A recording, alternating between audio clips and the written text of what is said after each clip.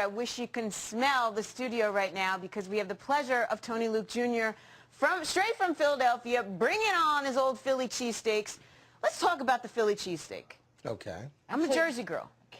What? I want to talk about the Italian pork sandwich. The pork. But wait, the old Philly cheesesteak. But that's really the thing that really made them stand out, is it not? Is that it is absolutely. We were more known for the pork Italian first. Right. Before the cheesesteak. With the broccoli rabe. The broccoli rabe. Before the cheesesteak really took hold. Now a lot of people know us for both. Right. But she's right. The thing that really separated us was we had the pork Italian, and it was a really good sandwich, and you couldn't get it really anywhere else. I mean, pork is big in Philly, but our pork Italian really seemed to stand out. It wasn't a pulled pork.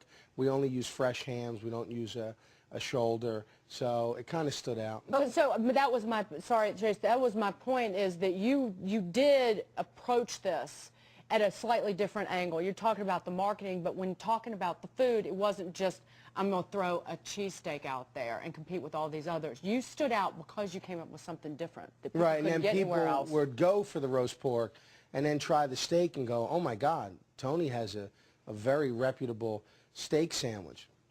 And the other thing with me, and every interview I've ever done, and I'll do it again, and I'll continue to do it 1,000 times, I think that every cheesesteak place in Philly is great. They're all good. I don't think there's any one particular cheesesteak place that is better than the other. I always tell people from out of town, go to Pat's, go to Gino's, go to Steve's, go to Jim's, go to Tony Luke's, go to Chink's, go to all of these different places. Try them, and then pick the one you like best, but enjoy the sandwich. The cheesesteak has become the new great American sandwich. It has reached national heights. There's a cheesesteak joint in every city that you go to. It really has, it is earning the respect of, that it should have gotten many, many, many, many years ago. But what makes the old Philly cheesesteak different? Well, mine in particular, well, we only use, we use ribeye. Some do use ribeye, some do not. We use ribeye. We cut it thin. We don't cut it thick. And we bake our bread every day.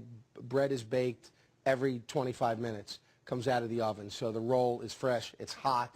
We make every single sandwich to order, and we cook it very slow. You'll wait longer in my line than you will in any other lines. You can go to Wynn to get it and get out.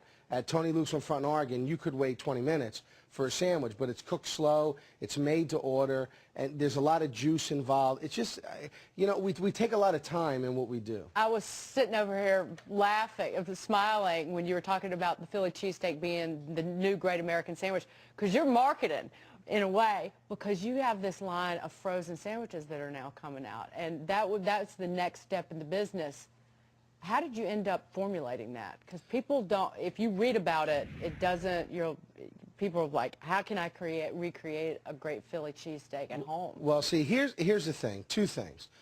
We kept getting calls for people, can you FedEx the sandwich, It comes out really bad. I mean, you freeze it, it gets mushy, you got to cook it, it's terrible.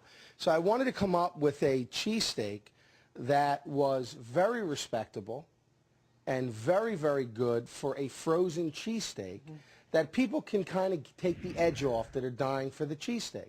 So where did we market this? In Philly. Because I figure if I'm going to live and die in Philly, if it works in Philly, then it'll work anywhere. I cannot tell you how hugely successful. I mean, in the first 3 months, we sold well over 1 million sandwiches in the frozen food line, and reorders every day. We're growing. We're in, I think, almost 2,000 supermarkets now. We'll be in 3,000 by the end of March. Now we're going into Florida, so we'll be all up and down the East Coast. Our frozen, on TonyLukesPronto.com, you can buy the product if you don't live on the East Coast. Those sales are up 100-fold. It's a good product. It's a very good product at a very good price that anyone can make at home. And the great thing is I'm doing shows now where I'm putting toppings on the product because I don't think we spend enough time with our families. And I always like getting kids involved. So the Pronto, there's no mess, there's no range, I mean no frying pans.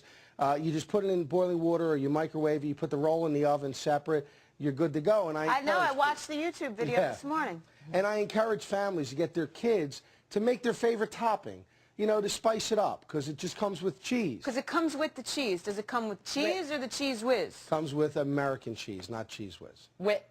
Wit. Yeah, it comes wit. W-I-T. Wit. She's so hip on the lingo. I know.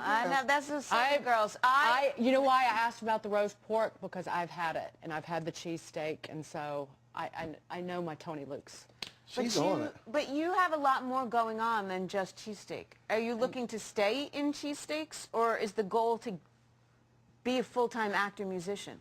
Well, no. I mean, I just got lucky enough. I just co-wrote and produced Josh Colon, who's the star of The Real World DC, his new single featuring Lindsay Pagano, and they're in LA right now filming it for MTV. This new dance track is a monster. No, you know, I'm lucky enough to do, I get to do everything. So you're going to stay in cheesesteak? And I'm going to stay in the movie. We're shooting a new movie in September. Well, The Nail went to #2. Right, we got to talk about The Nail. Yeah, so it's all just seems to be working out, thank God. We're going to talk about how you keep all those balls in the air and how you Hard. manage it.